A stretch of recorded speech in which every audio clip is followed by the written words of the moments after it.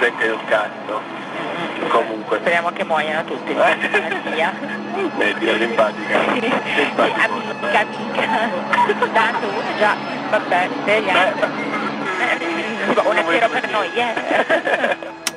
1-0 per noi. Così una funzionaria di polizia sintetizza via radio la morte di Carlo Giuliani. Era il 20 luglio 2001, un giovane di 23 anni era appena stato ucciso in piazza Limonda a Genova. 1-0 per noi, Cuando uno acumula más de 30 años de memoria política es que ya uno tiene una cierta edad. Empecé a militar con 14 y a los 22, ya con algunas tablas, viví una de las experiencias políticas colectivas que más me marcó. Las protestas de Génova contra la reunión del G8 en julio de 2001. Hace ahora 25 años de aquello, casi nada. Allí cayó Carlo Giuliani tras ser disparado en el rostro por el carabiniere Mario Placanica. Génova no solo representaba una militancia en los movimientos altermundialistas que se había iniciado tras el impacto mediático de las protestas de Seattle contra la OMC en el 99, en la contracumbre en Europa contra la OCDE en Bolonia y con la participación del colectivo en el que yo estaba, el MRG de Madrid, en la contracumbre de Praga contra la reunión del FMI y el Banco Mundial en septiembre del año 2000. Génova consolidaba también un encuentro con la experiencia política histórica de la izquierda italiana. Yo había estado de Erasmus en Bolonia y allí milité en las Juventudes de Rifondazione Comunista y conocí experiencias del comunismo italiano, de la autonomía y también de los centros sociales. ¿Por qué les estoy contando todo esto? Bueno, pues porque en mi calidad de abuelo cebolleta de la izquierda me preocupa mucho el cuidado de la memoria de las luchas. Soy nieto de perdedores de nuestra guerra civil y de su amarga experiencia de fusilamientos, de cárcel, de persecuciones y de amargura. Esa pertenencia define mi manera de ser español y me ha acompañado siempre, también en América Latina, en especial en México, donde los españoles vencidos siguen siendo un patrimonio de la identidad política de la izquierda. Soy hijo de combatientes antifranquistas y de su experiencia agridulce en la transición. Eso también me acompaña. Fui de la mano de mis padres a las manifestaciones anti-OTAN de 1986 que me hicieron conocer, siendo un niño, el significado de perder. También recuerdo la conversación con mi padre tras la huelga general del 14D. Milité en las Juventudes del PC desde los 14 y después llegó un viaje a Italia y la experiencia en el movimiento antiglobalización, en el Centro Social El Laboratorio de Lavapiés, el neozapatismo mexicano, el movimiento antiguerra, la nueva ola de gobiernos latinoamericanos de izquierdas con Chávez, Evo y Rafael Correa, y de ahí el 15M, Podemos, el Gobierno de España, Canal Red, el México de la 4T, y llegamos a estos tiempos distópicos con Trump, el régimen de guerra y el auge de los nuevos fascismos. ¿Qué somos nosotros? ¿Qué seremos? Pues somos todo lo que fueron y todo lo que fuimos, pero el valor de todas esas experiencias solo reside en la posibilidad de que otros las conozcan y las hagan propias para seguir siendo y para que otros lleguen a ser. Porque fueron somos, porque somos serán. Hoy en La Base hablamos de las protestas contra el G8 de hace 25 años en Génova. Bienvenidas y bienvenidos. La Base.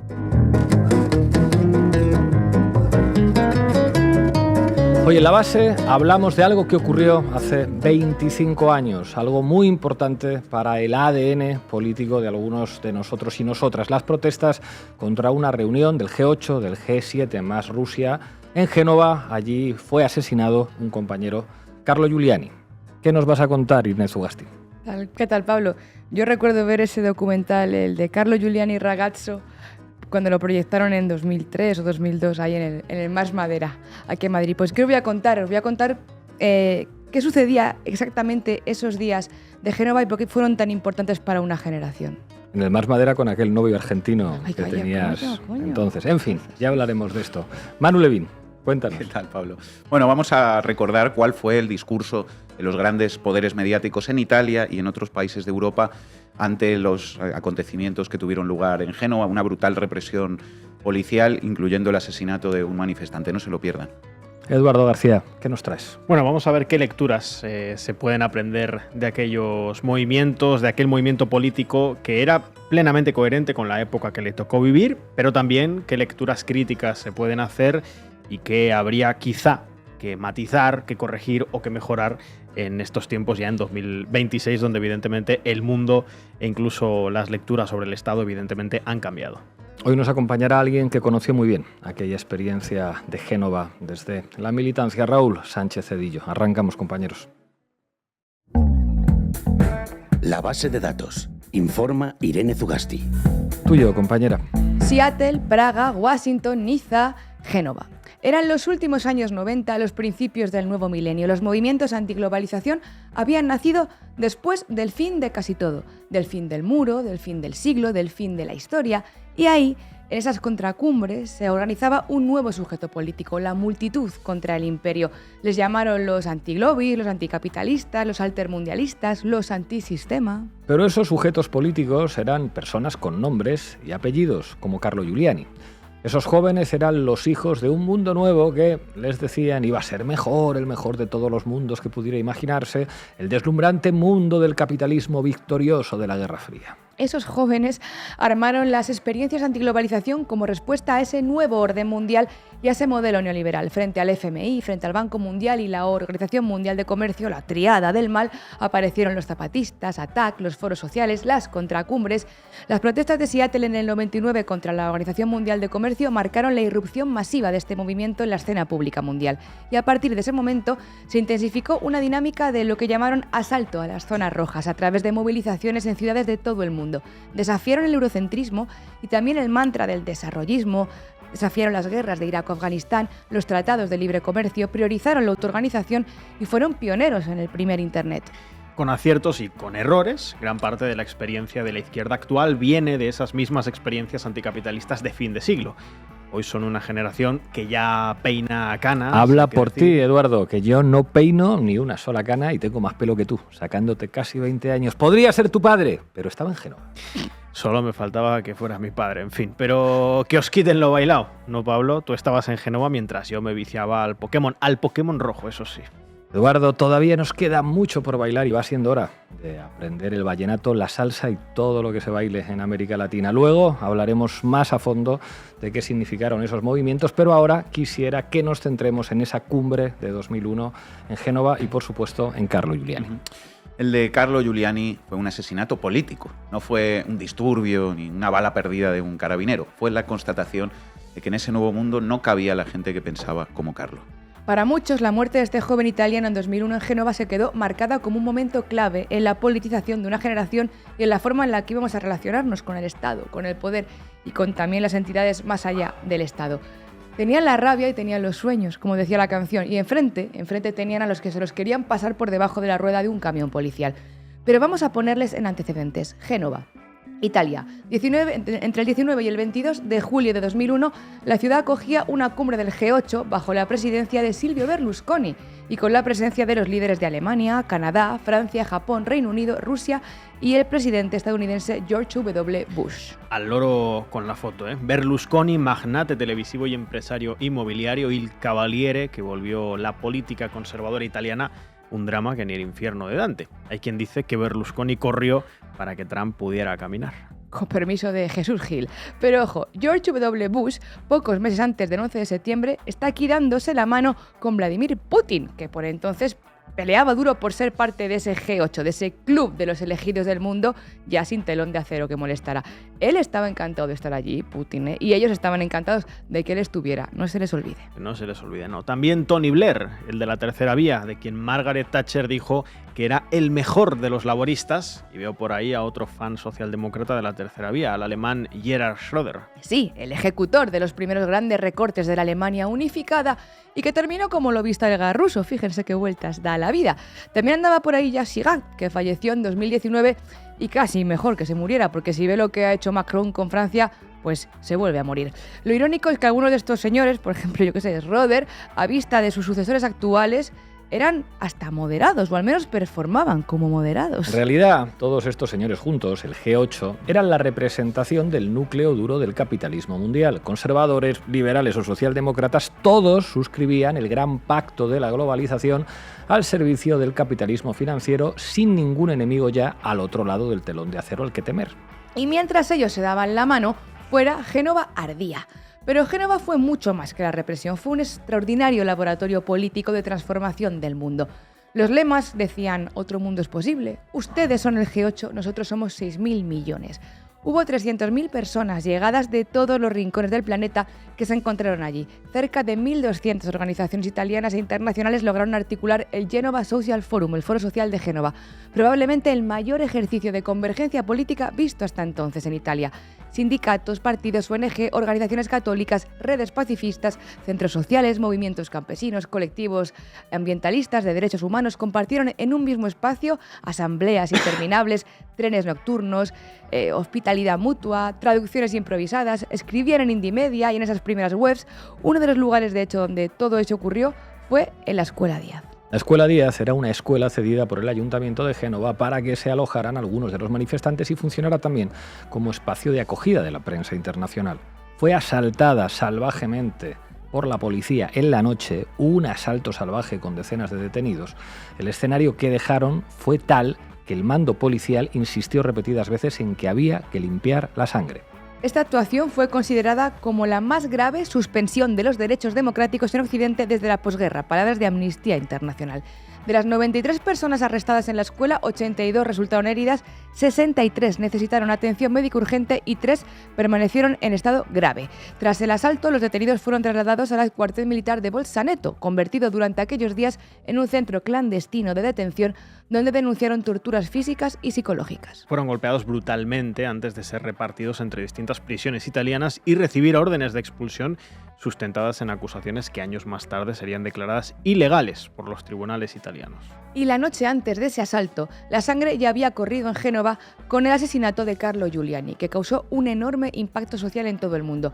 Y eso que la muerte en las calles italianas no era una novedad. Durante los años 70 fueron muchas las víctimas de la violencia de Estado en Italia. Sin embargo, para la mayoría de esos jóvenes, eso eran cosas del pasado. Lo que estaban viendo en Génova era algo de sus padres. Nunca habían vivido esa sensación, ver morir a tu amigo, la impotencia, entender que el Estado es capaz de matar y después de torturar a los detenidos. Carlo fue asesinado en la Plaza Alimonda de Génova a las 5 horas y 27 minutos de la tarde del 20 de julio. Giuliani decidió ir al bloque de los desobedientes e intentar acceder a la zona roja, que estaba cercada por ser el lugar más cercano a aquel en el que se iban a dar cita ese día los dirigentes. En algún momento de esa tarde, justo en la calle Caffa, cerca de la Plaza Limonda, se escucharon 2 disparos que salieron de un vehículo Land Rover militar. Carlo estaba tirado en el suelo, rodeado de sangre. Un policía le había disparado desde muy pocos metros en la cabeza, hiriéndole de muerte. Y estando aún en el suelo, el conductor de ese jeep, otro carabinero, no dudó en pasarle por encima hasta en 2 ocasiones, produciéndole todavía más dolor y más agonía. Carlo falleció casi en el acto. Sus compañeros y los médicos que le atendieron en el mismo lugar donde fue herido no pudieron hacer absolutamente nada por evitarle aquel final. Su cuerpo, inerte en el suelo, con una sábana por encima, rodeado de carabinieri, dio la vuelta al mundo. Carlo era un residente del barrio de Righi que vivía con su padre Giuliano, conocido sindicalista de la Confederación General Italiana de Trabajadores, y por su madre Heidi, que posteriormente fue senadora de Rifondazione Comunista. A Carlo se le criminalizó, se le difamó y su familia no tuvo un juicio justo ni reparación al nivel de lo que supuso su asesinato. Pero su memoria y el símbolo en que se convirtió ha perdurado hasta hoy. Así lo recordaba hace poco el dibujante italiano Zero Calcare. Io ho l'impressione che noi riusciamo a empatizzare ormai solo più con chi è oggettivamente una vittima, e questa cosa qui che si vede ogni volta al G8 di Genova, ce ne accorgiamo quando tutti empatizzano con quelli gonfiati di botte nei sacchi a pelo della Diaz. Però quando si parla di Carlo Giuliani, che comunque è uno che era oggetto di una carica illegittima che è stata raccontata così dai tribunali, in cui per ore gli si buttavano addosso blindati a 90 all'ora con gente gonfiata di botte, eccetera. Il cui è morto, cioè in cui è morto. Era oggettivamente l'unica vittima, cioè. Ma siccome non è morto nella postura della vittima, ma mentre raccoglieva se estintore, tutti su Carlo Giuliani dicono però insomma la Diaz sí, Carlo Giuliani insomma. Zero Calcare, por cierto, es quizá una de esas voces italianas que mejor nos ha retratado, ¿verdad? Como generación y como sujetos políticos. Además de sus cómics, su serie de animación maravillosa es casi un autorretrato de época con un título que debería resumirlo todo: Este mundo no me hará mala persona. Una serie que junto con otras temporadas, Cuatro perras y Cortar por la línea de puntos, son, en mi humilde opinión, de lo mejorcito que van a ver ustedes en series políticas este año. Así que en cuanto termine el programa, vayan a buscarla. Mario Placanica, el carabinero de 20 años que asesinó a Carlo Giuliani, fue absuelto por un tribunal que alegó que la gente actuó en defensa propia al enfrentarse al manifestante y que no lo mató de manera premeditada ni empleando una fuerza excesiva. La jueza Elena D'Aloisio archivó el caso dictaminando que Placanica actuó en legítima defensa al sentirse acorralado y temer por su vida. Y en cuanto a Filippo Cavatallo, el conductor del todoterreno que dio marcha atrás y que pasó 2 veces por encima del cuerpo de Carlo Giuliani mientras este yacía sangrando en el suelo, fíjense, el País llegó a entrevistarle para que defendiera su versión del asesinato. La justicia italiana consideró que el conductor actuó bajo un estado de pánico y conmoción, por lo que a la acción se clasificó como un accidente imprevisible. Tampoco fue procesado ni condenado. Ningún mando político ni policial fue sancionado penalmente por la muerte de Carlo Giuliani. Aunque inicialmente el Tribunal Europeo de Derechos Humanos cuestionó diversos aspectos de la investigación, finalmente la Gran Sala terminó considerando que el uso de la fuerza letal no vulneró el derecho a la vida al apreciar que la gente actuó en legítima defensa. Había 18.000 carabinieri armados con tanquetas, jeeps y, sobre todo, armas de fuego como la que asesinó a Carlo. El balance oficial dejó más de 300 personas detenidas, 560 hospitalizadas y 1.500 manifestantes atendidos por servicios médicos voluntarios porque no querían acudir a hospitales por miedo a evitar represalias. En el macroproceso abierto contra 25 manifestantes seleccionados de forma aleatoria a partir de fotografías y de grabaciones de la tele, 10 de ellos recibieron condenas de entre 6 y 14 años de prisión aplicando el antiguo Código Rocco, heredado de la época fascista. La brutal represión que se produjo en Génova en 2001 se repitió en Barcelona, en Washington o en Mar del Plata. De hecho, generó una forma de organizarse y de movilizarse, pero también de resistir a la violencia policial y confrontarla. Los bloques negros, que fue exitosa tanto que se cooptó incluso por parte de las revoluciones de colores estadounidenses. A pesar del golpe que supusieron estos acontecimientos y el contexto posterior al 11 de septiembre, las movilizaciones, como decíamos, no desaparecieron, sino que continuaron en focos masivos de resistencia global contra las guerras de Irak, Afganistán, la oposición al ALCA en América Latina o diversas luchas locales. Y por cierto, también aparecieron esos años nuevas esperanzas y nuevas luchas que demostraron que eso del fin de la historia... Para nada, la historia no se había acabado. De hecho, comenzó el ciclo latinoamericano gracias sobre todo a un hombre del que hablamos mucho menos de lo que se debiera, Hugo Chávez Frías. Génova fue la ciudad de la represión, sí, pero también el lugar donde millares de personas imaginaron un mundo distinto. Por eso hoy hay murales con el rostro de Carlo Giuliani en todo el mundo y por eso este fin de semana marcharon en Génova miles de personas, 25 años más viejos, para recordarle y para seguir pensando que este mundo no nos hará malas personas. Gracias, Tugasti. Hay una declaración de un compañero que estuvo detenido que narra cómo le fueron golpeando en la furgoneta hasta que llega a la comisaría, cómo les golpearon en la comisaría, cómo les obligaron a gritar «Viva el Duce» en la comisaría, cómo destruyeron su dinero y les robaron el pasaporte y finalmente les dejaron en la calle. El tiempo no pasa en vano. En fin, Manu Levin, todo tuyo. Adelante, compañeros. Titulares al banquillo. El análisis mediático de Manu Levin. Una violación de los derechos humanos de una magnitud nunca antes vista en Europa en la historia reciente. La suspensión más grave de los derechos democráticos en un país occidental desde la Segunda Guerra Mundial. Así calificó Amnistía Internacional, hace ahora 25 años, la brutal represión policial contra la movilización contra el G8 en Génova, con cientos de detenidos, torturas y todo tipo de atropellos, incluyendo el asesinato de un joven de 23 años, Carlo Giuliani, por 2 disparos de bala en la cabeza. Y lo que aquí nos ocupa, esa violación masiva de los derechos humanos que decía Amnistía Internacional, contó con la cooperación necesaria de los poderes mediáticos. Así fue, los grandes medios de Italia y de toda Europa, también aquí en España, desplegaron su clásico manual de criminalización de las movilizaciones, de justificación de la violencia estatal y de apología de la legitimidad democrática de los representantes de las oligarquías reunidos en aquella cumbre. Basta echar un vistazo a las portadas de la época, a la hemeroteca, para comprobarlo, así que vamos con ello. Portada del Corriere della Sera, 21 de julio de 2001. Batalla en Génova. Muere un joven de 23 años. Muere un joven de 23 años. ¿Y por qué murió? Por un resfriado, ¿no? Claro, es que es como muere un joven. No, los carabineros asesinan a un joven, habría sido más correcto, pero nótese que el ánimo con el que está diseñada toda esta portada de principio a fin, que les animo a que la busquen y la vean despacito, pues es el de justificar el asesinato de Carlo Giuliani, presentándolo como una tragedia que en todo caso fue provocada por los manifestantes.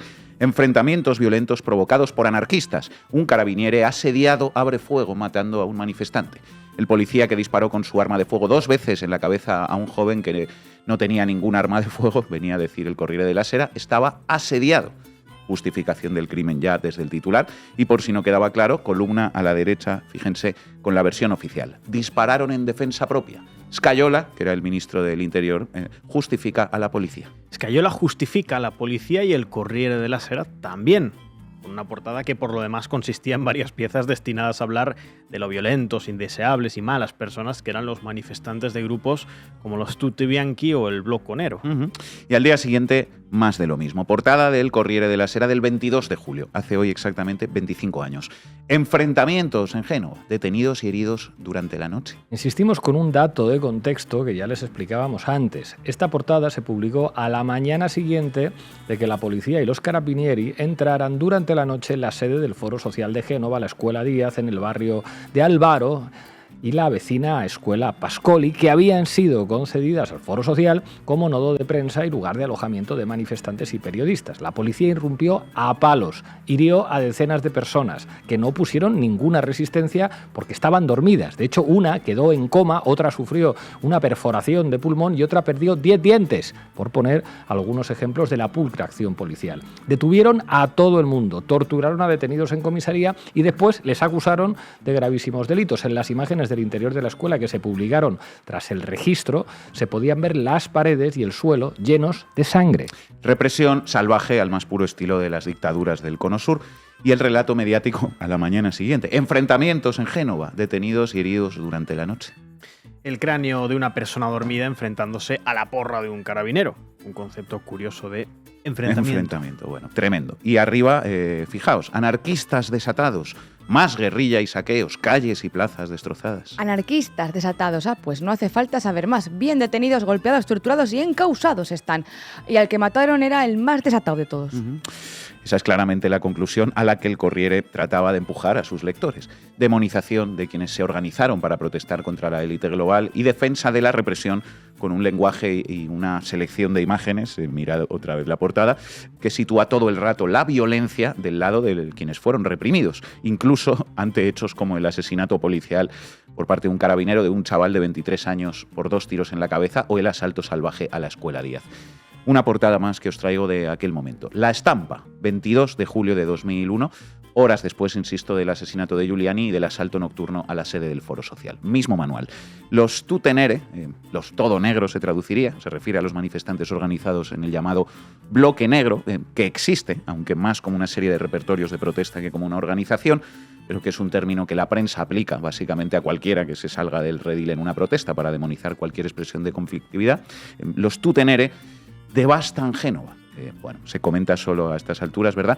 Y atención al resto de elementos de la portada. Antetítulo: una gran manifestación desfila pacíficamente, pero no consigue detener a los extremistas. 60 detenidos, 200 heridos. La ciudad contabiliza daños por miles de millones. Da igual cuando leas esto, en las narrativas mediáticas siempre hay manifestantes buenos y manifestantes malos, los radicales, los extremistas y los salvajes frente a los buenos ciudadanos. Divide et impera. Efectivamente. Y a Carlo Giuliani le quitaron la vida porque, claro, él era un manifestante malo, malísimo. Que además, fijaos, porque ni siquiera sabía por qué estaba ahí. Te lo decía también La Estampa. Columna de opinión en portada. Fijaos, el movimiento antiglobalización, este es el titular, no quiere nada. Ridiculización, burla y vaciamiento total de los motivos de la protesta como ingrediente también central de la narrativa mediática. Y, por supuesto, La Estampa también demonizó a los presentes en la Escuela Díaz durante el asalto policial. Durante la noche hubo registros y 50 detenciones en el Foro Social de Génova. Añoleto denuncia: nos han golpeado. En los enfrentamientos un agente fue apuñalado. Hoy concluye la cumbre, nunca más un G8 en una gran ciudad, y al final, casi como coletilla, La Estampa decía que Estados Unidos confirma el no al protocolo de Kioto sobre el clima. Claro, es que ese era un detalle sin importancia, Manu. ¿Qué importa lo que reivindicaran los manifestantes si además no quieren nada más que liar el barullo y eso? Por supuesto. Y por eso, pues amparo mediático al asalto a la Escuela Díaz. La Estampa hablaba de la violencia de los durmientes contra la policía. Un agente fue apuñalado, decía en su titular. Y apoyo a la versión policial sobre el asesinato de Giuliani, también en portada. Era una auténtica emboscada. saqué la pistola. Sí, saqué la pistola. ¿Disparé? No lo sé, juro que no lo sé, no recuerdo nada. Capo, la policía ha asesinado a tiros a un chaval y después han asaltado a lo bestia a un colegio. ¿Qué sacamos en portada? Pues es evidente, chaval. Una entrevista al policía que disparó. Haz, por supuesto, que parezca un accidente. Tremendo. Bueno, pues este fue básicamente el discurso del poder mediático italiano ante una violación de los derechos humanos de una magnitud nunca antes vista en Europa en la historia reciente, la suspensión más grave de los derechos democráticos en un país occidental desde la Segunda Guerra Mundial, como afirmó, insistimos, Amnistía Internacional. Y no solo fue la prensa italiana. El país, compañeros, haciendo de las suyas en julio de 2001. Sangre y humo en las calles de Génova. Miles de manifestantes se vieron atrapados en los choques, escucha esto Zugasti, entre la policía y los anarquistas violentos. La tragedia antiglobalización se apoderó ayer de Génova. Poco después de las 6 de la tarde, tras horas de enfrentamientos de enorme brutalidad, era una ciudad convertida en una nube de humo y gases lacrimógenos.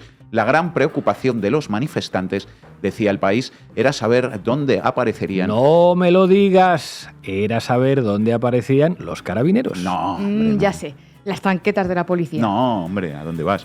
El País. La gran preocupación de los manifestantes era saber dónde aparecerían los grupos de anarquistas violentos a los que la organización quería evitar a toda costa porque eran la excusa perfecta para que todas las fuerzas de seguridad concentradas en Génova emplearan al máximo el material acumulado para la cumbre. La incertidumbre tuvo respuesta desde primera hora. Aparecieron por todas partes. Este era el relato del País. Al día siguiente, más de lo mismo. El País. La segunda jornada de protestas contra el G8 sume a Génova en el caos. La mayor manifestación antiglobalización resultó empañada por grupos organizados de violentos. El País, seguimos para bingo, sobre el asesinato de Giuliani, titular idéntico al que vimos al principio del Corriere, y mismo relato.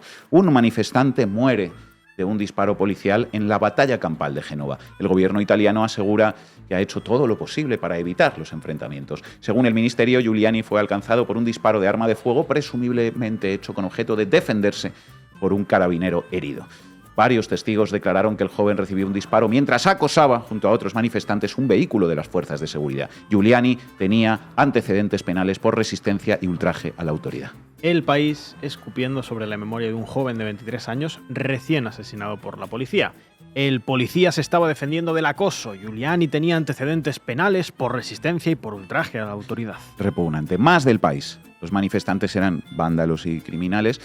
Ya estamos viendo, mientras que los representantes de las oligarquías globales reunidos en el G8 eran grandes demócratas y hermanitas de la caridad.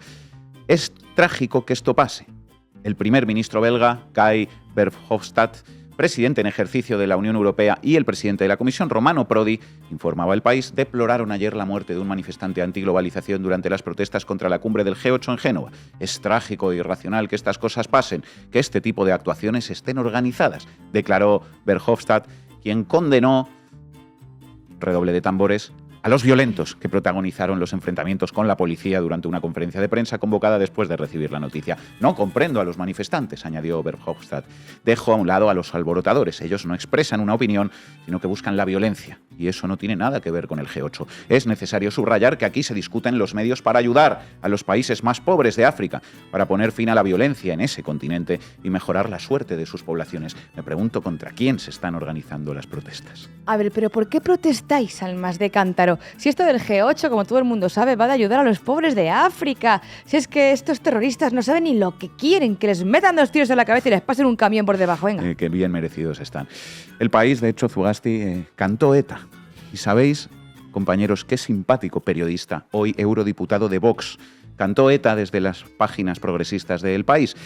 Os va a sorprender muchísimo. El País, 22 de julio de 2001. Kale Borroka Global, firma Hermann Tertsch. La violencia en Génova estaba anunciada, organizada y comprendida de antemano por tantos escribidores e intelectuales antiglobalizantes que desde los disturbios de Seattle ven cómo se les abre una última oportunidad de recuperarse de las miserias ideológicas en que se embarcaron en pasadas décadas. Y muchos grupos de activistas que con toda legitimidad global de criticar o condenar a la globalización o al Fondo Monetario o al Banco Mundial o a las semillas transgénicas, al rayo láser, a la cirugía o a todos a la vez, sabían que su presencia en Génova iba a ser utilizada para una orgía de violencia en contra de una reunión de representantes democráticamente elegidos.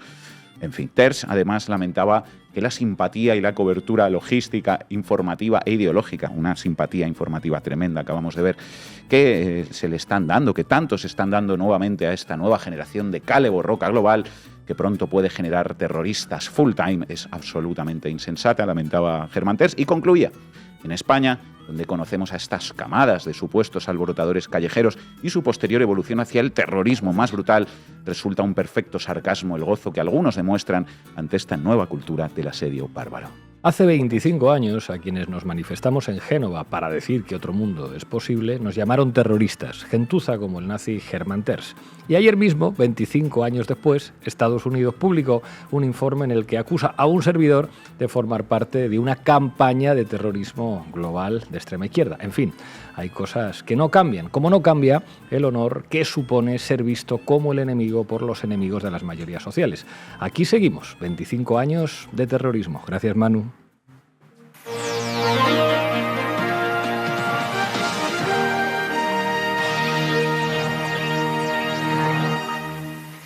Buonasera, edizione straordinaria del TG1. Oggi a Genova è iniziato il G8, per tutta la giornata ci sono stati scontri violenti. Poco fa la notizia che un ragazzo, un dimostrante, sarebbe morto. Ma di questo chiediamo conferma a Genova, ci colleghiamo con Francesco Giorgino. Francesco, trova conferma questa tragica notizia? Questa notizia, buonasera, da Genova purtroppo trova conferma. Quello che si temeva è accaduto. Ci sarebbe quindi questa prima vittima degli incidenti fra i manifestanti anti-globalizzazione e le forze dell'ordine. Ricordiamo che per tutta la giornata state vedendo le immagini che i nostri operatori hanno registrato, filmato nel corso di tutta la giornata. Qui in postazione sono arrivate notizie di scontri piccoli ma anche scontri grandi, momenti di grande tensione come quelli che vedete in queste immagini.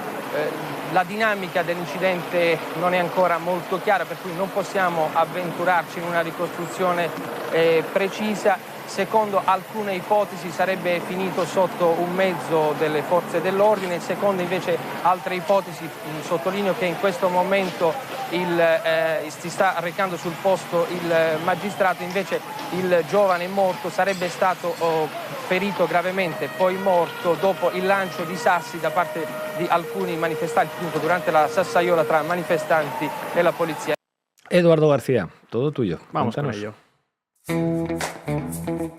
Clima de guerra, con Eduardo García. Bueno, es innegable que el altermundismo, el movimiento antiglobalización, marcó la estrategia y la práctica de la izquierda europea durante bastantes años. Y es innegable que dejó aprendizajes y lecturas interesantes y que también vale la pena trazar una crítica en la actualidad. Este mismo movimiento altermundista surgió como una respuesta colectiva a los efectos de la globalización neoliberal. Y en su artículo El movimiento social altermundista, la nueva praxis de la acción política, Tania Sánchez Garrido sostenía hace más de 2 décadas que este movimiento representaba una nueva forma de acción política caracterizada por la cooperación internacional, la búsqueda, la organización en redes y la búsqueda de alternativas al modelo económico dominante. Se decía esto hace más de 2 décadas. Su principal innovación no radicaba únicamente en sus reivindicaciones, sino en la manera de articular la participación de miles de organizaciones en torno a objetivos comunes. Decimos que vale la pena pensar críticas superadoras porque, sencillamente, el mundo en el que se escribía este artículo que comentamos hoy es bastante distinto al actual.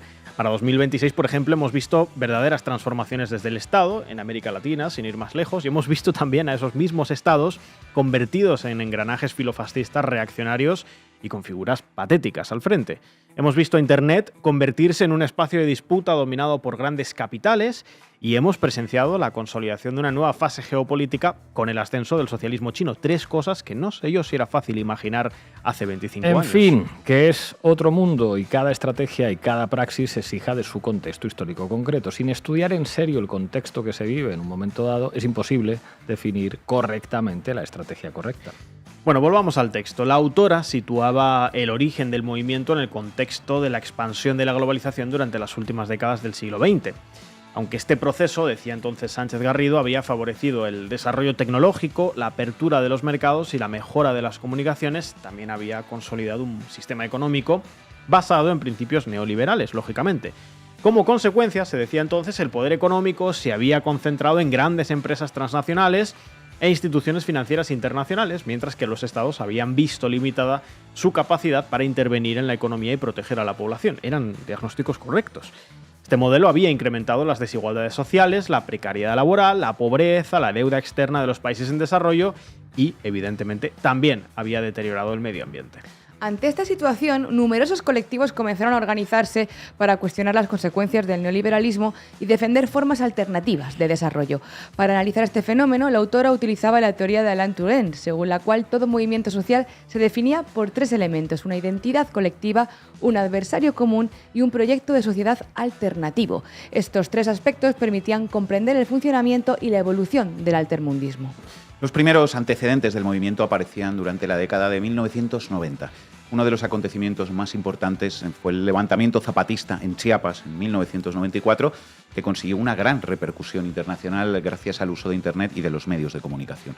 Posteriormente surgieron diversas campañas contra las políticas neoliberales, como las movilizaciones contra el Acuerdo Multilateral de Inversiones, la creación de ATAC, las campañas para la condonación de la deuda externa o las protestas contra la Organización Mundial del Comercio.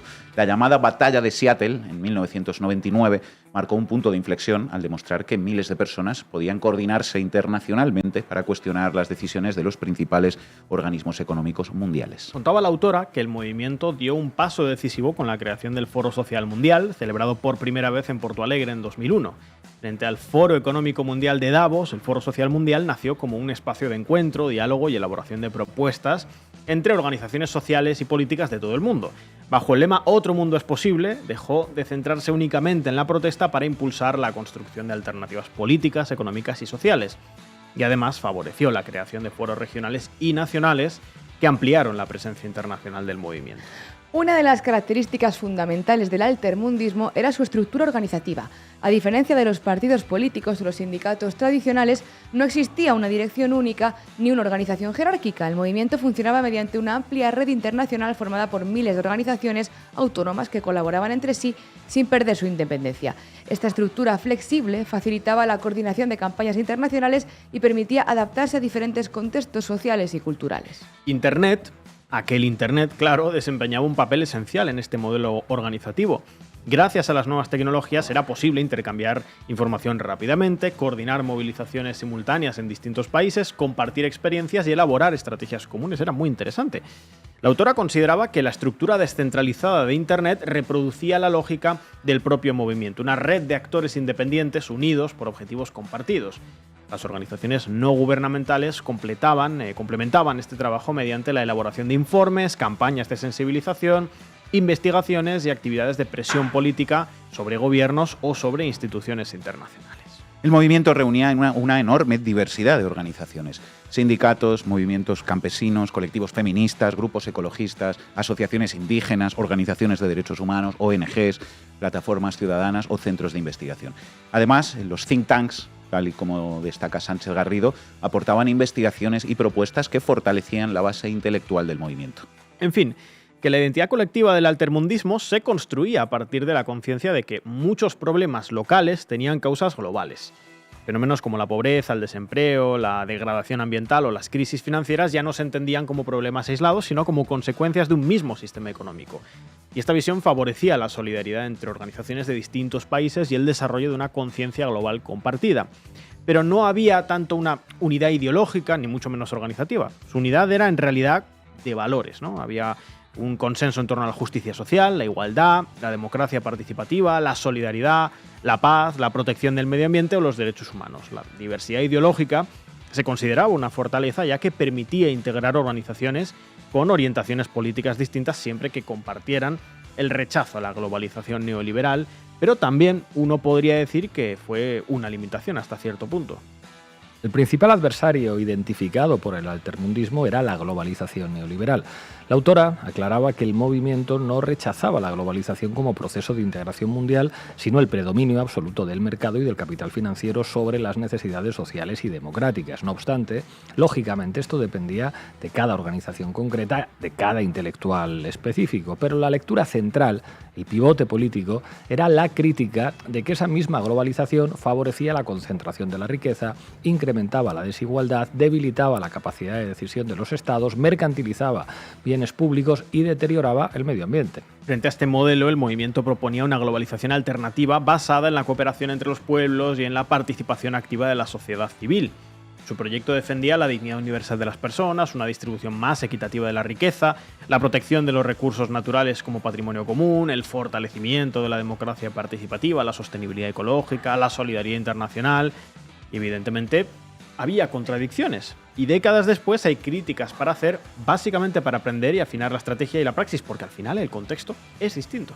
Tal cual. Tras la crisis financiera de 2008 surgieron movimientos como Occupy o las protestas anti-austeridad en Europa que cuestionaban el consenso neoliberal y devolvían el conflicto político al espacio público y que en cierta medida heredaron buena parte de las virtudes del movimiento altermundialista, pero también uno de sus principales vicios, la confianza excesiva en el horizontalismo como modelo de organización. Claro, la ausencia de estructuras sólidas o de mecanismos claros de representación en muchos casos dificultaba la toma de decisiones, la elaboración de programas de gobierno y la consolidación de liderazgos democráticos. Eso es un hecho.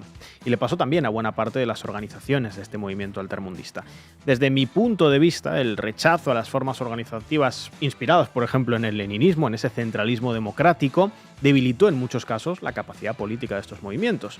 La crítica a la burocracia de los partidos comunistas y socialistas era comprensible y hasta cierto punto era correcta, pero lo llevó a sustituir ese modelo quizá por organizaciones demasiado informales.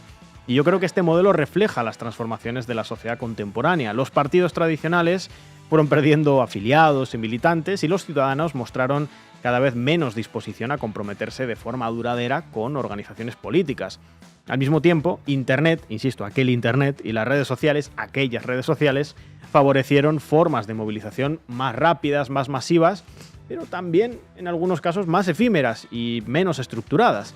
Se multiplicaron las protestas puntuales o la participación en campañas digitales, pero no llegaron a crearse organizaciones en muchos casos capaces de sostener una acción política prolongada y con estrategia. Fue paradójico en cierta medida. La política recuperó protagonismo en el debate público y prácticamente cualquier cuestión pasó a interpretarse en clave política, pero esa intensa politización muchas veces no vino acompañada del fortalecimiento de los partidos, los sindicatos o las asociaciones. Conviene aprender de todo lo bueno que tuvo el auge del altermundismo, que fueron muchísimas cosas, y también estudiar sus carencias para rehacer la estrategia en esta nueva etapa en la que ellos, los del otro lado, están verticalizando y robusteciendo su poder como nunca más lo hicieron. Gracias, Eduardo. Gli hanno sparato, non so se con il lanciarazzi, che fumogeni, che sono sopra le camionette dei carabinieri, o con un proiettile. È stato colpito qua. Io ero a 5 metri, quindi poteva colpire anche me. Cioè, ha sparato e mi ha colpito. Ecco, tra l'altro questa vicenda ha destato naturalmente molta preoccupazione, ha fatto molta impressione perché il ragazzo è stato costretto a rimanere per alcuni minuti esanime sul fondo della strada, dunque questo ha consentito a tutti i giornalisti di avvicinarsi, di poter constatare di persona questo episodio. Però è vero la testimonianza che abbiamo appena sentito, ma ricordo che c'è un'altra versione che vede invece attribuire la causa di questo incidente alla sassaiola proprio tra manifestanti e polizie, quindi un sasso che avrebbe colpito alla testa questo ragazzo. Naturalmente sono momenti di grande concitazione, credo che si debba ricordare in questo momento che ci sono decine di feriti, tra i feriti ci sono anche almeno 9 appartenenti alle forze dell'ordine, poliziotti e carabinieri che fin dai giorni scorsi e oggi in modo particolare stanno facendo fronte a questa situazione di grande tensione. Como anunciábamos, hoy nos acompaña Raúl Sánchez Cedillo, que conoce muy bien la experiencia de Génova. Raúl, muchísimas gracias por atender una vez más a La Base. Hola, ¿qué tal? Raúl, ¿qué es lo que significa para ti, para comprender el presente político, esa experiencia de Génova, de represión de los movimientos globales de hace más de 20 años? Bueno, represión de las contracumbres. Creo que fue el fin de las contracumbres que se celebraban siempre pues, en un sitio donde se perseguía a los poderosos, ¿no? Era un poco la idea de aislar a los poderosos a través de una multitud de muchos componentes y procedente de muchos países. Ese mismo junio, no sé si estuviste tú, Pablo, hubo una reunión del Consejo Europeo en Gotemburgo y ahí empezó signos alarmantes, ¿no? Es decir, del éxito de Seattle el 1 de diciembre del 99 a ese junio del 2001 había habido el super éxito de Praga, del que no habéis hablado, y ahí sí que estabas, Pablo, donde realmente se bloqueó la contracumbre. Hubo extremas dificultades. Los sistemas de seguridad, las policías, los fascistas que estaban en esos sistemas policiales, incluido la socialdemócrata Suecia, pues dijeron esto se tiene que acabar. Y entonces ahí dispararon. Hubo 3 heridos de bala, nada menos. Yo recuerdo que antes de ir a Génova, hablando con el gran Ramón Fernández Durán, dijo, estos quieren un muerto. Ramón lo vio bastante claro. Y así fue. Querían un muerto precisamente para romper con el ciclo. Entonces la lección, por así decirlo, es digamos que hay un fascismo latente, ya estaba ahí presente y que está presente en las fuerzas de seguridad, está presente en los departamentos de inteligencia. Recordemos que en Génova había, digamos, plataformas de misiles, tierra-aire, ametralladoras. La ciudad fue tomada completamente como un enorme campo de concentración. Recuerdo pues que para salir, vamos con una furgoneta, para salir pues fue realmente difícil porque había checkpoints y estábamos todo el mundo encerrado. Literalmente ibas a Bolzaneto donde te torturaban como, digamos, en el Santiago de Chile del 1973, ¿no? Entonces la lección es básicamente que la táctica tiene que renovarse, como habéis dicho, en función de la estructura de poder y de su carácter ofensivo. La táctica, yo creo que no estoy nada de acuerdo con las consideraciones que habéis hecho de que si hace falta leninismo. A mí me parece que estáis haciendo revisionismo. Hay una tesis muy buena de Pablo Iglesias Turrión, tesis doctoral, que realmente explica la innovación de todo ese movimiento, que se daba en una ausencia total de capacidad de ningún partido de izquierda, ni ML, ni nada. Es decir, no existían, no estaban en esos movimientos. Eso fue un movimiento que lo suscitan los zapatistas y pues movimientos anarquistas y autónomos y campesinos del sur global fundamentalmente convergen para hacerlo. Había una cosa que se llamaba la Asamblea General de los Pueblos, donde creo que alguna reunión fuiste también, Pablo, que básicamente era horizontal porque ningún partido iba a concitar a tanta gente, ningún partido patético iba a generar la confianza que daba un movimiento horizontal donde todo el mundo hablaba y se llevaba a consensos mínimos. Eso es así ahora y seguirá siendo ahora. O sea, los partidos no funcionan para eso, los partidos leninistas centralizados.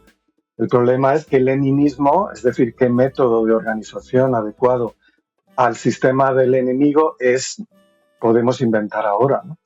El 15M es una invención leninista, pero autónoma. Es una invención en la que precisamente el método del enjambre que ya funcionó en Seattle, es decir, pequeñas componentes que convergen ya entonces mediante los SMS y otros sistemas de comunicación, como pasó, que también lo cuentas en tu tesis, Pablo, en el 11M o el 13M, en el asedio a las sedes del Partido Popular, en Génova en particular, fundamentalmente, pues fue una reproducción y un perfeccionamiento del método de Génova, convocado a la gente por internet y por SMS. El 15M no es que sea horizontal, el 15M es un sistema red en la que ningún patético partido podía hacer nada. Y así que hicieron el ridículo todos los partidos en ese momento, ¿no? Decían, no quieren a los partidos, pero ¿qué pinta un partido en este sistema de apropiación de la realidad y de extensión afectiva y de una capacidad organizativa mediante tecnologías de la cooperación? Es más importante las bases de la organización que las teorías de la toma del poder, que responden a procesos de maduración ulteriores que aquí se dieron, y por eso Podemos, sin ser leninista, pues fue una respuesta en ese momento muy adecuada a un bloqueo institucional brutal que no permitía el reflejo institucional de esa enorme potencia. Podemos fue un hallazgo extraordinario a ese respecto y no era nada leninista, sino funcionó como un partido movimiento, como un partido de red, como una máquina electoral comunicativa que tenía la confianza de la gente. Ningún partido puede suscitar esa confianza si no nace de la entraña de las luchas, ¿no? Entonces, ¿qué aprender de Génova? Pues revelamos, por así decirlo, que el fascismo estaba latente, gracias a Stay Behind, a ese plan de la OTAN para generar golpes de Estado y sabotajes ante cualquier gobierno comunista o de demasiada izquierda en los países occidentales. Esa estructura sigue y, por lo tanto, nos dice que hoy en el régimen de guerra la lógica del enfrentamiento, recordemos, y ahí sí que se puede hacer una crítica, pero es una crítica muy fácil, ¿no? De profetas a posteriori, ¿no? Se declaró la guerra al G8, porque era el G8, con Putin. Putin era un gran amigo de todo el mundo y lo seguiría siendo si no hubiera habido esos diferendos. Se declaró a la guerra al G8 y los medios, y obviamente los sistemas fascistas policiales, lo aprovecharon para generar ese clima. Eso fue un error comunicativo, sin duda, porque había una confianza en que esto no podía pasar, porque había demasiada confianza en el garantismo democrático. Hoy, y con el 15M, y hoy con un fascismo que está en el bloque del Estado, en todas las llamadas democracias occidentales, sabemos que la guerra no es una opción, que hay que hacer una guerra a la guerra y que hay que funcionar con el enjambre para sabotear y huir, para sabotear e invisibilizarse, para generar confianza en el estar en la calle en los momentos en los que se puede garantizar que hay seguridad, como sucedía en el 15M, ¿no? Hay un conjunto de tácticas que se trata fundamentalmente de aislar al poder, aislarlo comunicativamente, hacer que su miedo no funcione, que su terror se disuelva, que cause sarcasmo e indignación. Esa es la táctica que yo creo es la principal lección de Génova. Todo lo demás es fundamental. El llamado movimiento de movimientos, el horizontalismo, para ese tipo de dinámicas es fundamental, porque el horizontalismo genera confianza. Raúl Sánchez Cedillo, muchísimas gracias por tu análisis y por leer mi tesis. Hasta pronto. Venga, gracias a vosotros. Llegamos al final del programa. Recuerden hacerse socios y socias de Canal Red en apoya.canalred.tv o en el QR que aparece en sus pantallas. Les dejamos con un temazo de AK-47, Génova, Sole di Notte. Hasta mañana.